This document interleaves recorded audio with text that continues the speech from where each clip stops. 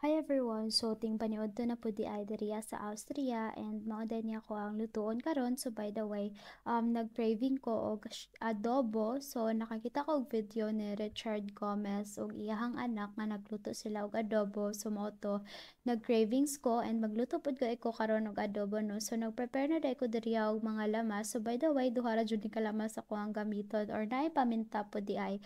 So, ako ang gikuan diriya, nag-slice ko daan diriya og garlic. So, isa ka cloves or duha or tulo yata ni ka cloves ako ang gigamit.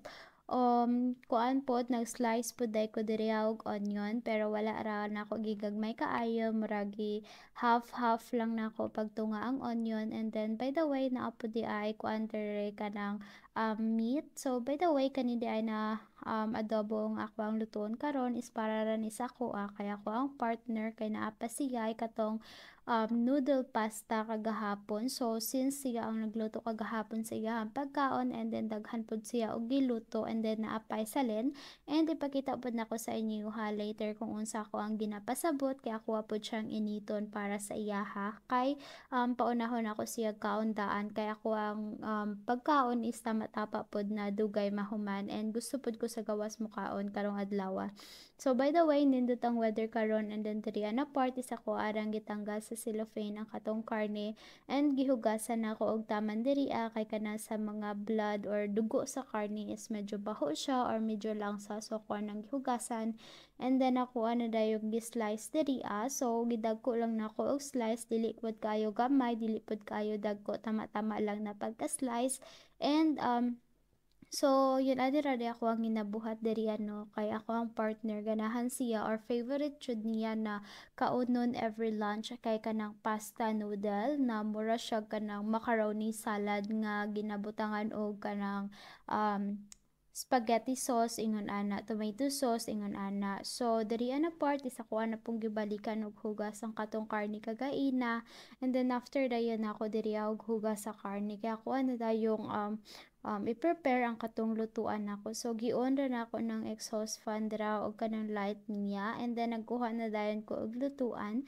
So kanira nga kuan lutuan na akong gamiton karon bisan sobra ra siya kadako para sa kuang karne kay para na ay taklob and ibutang na din ako na tanan dira and then syempre di pod kalimtan nato na maghinaw sa kamot and gilunod na dayon ako to ko ang gislice kagaina na onion o kuan kanang garlic so pangbutang na din ako tanan diri so kani di ay ako ang giuna nga giabrihan is vinegar ni siya so apple vinegar ni siya and then nagbutang nako og 2 tablespoon diri and after dayon nako og butang og kaning vinegar is nagbutang na pod ko og 1 tablespoon nga kuan kaning oil para na siya mantika since ang kaning karne na akong lutoon is pure unod and walay tambok and then nagbutang na pod ko diri og 1 tablespoon na kaning toyo.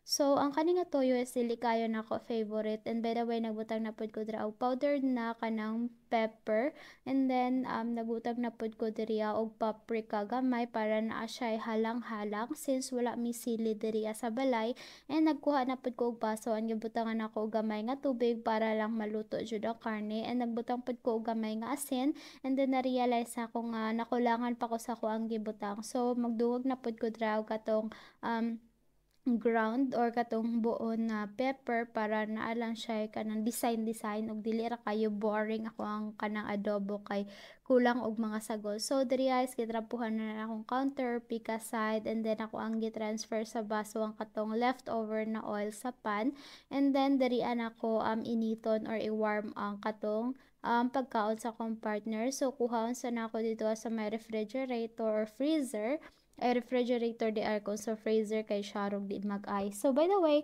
mo then nagbutan ako diri og butter oil kay dili gusto kong partner kaayo og oil so nagabutan ko og butter oil para sa iya ha.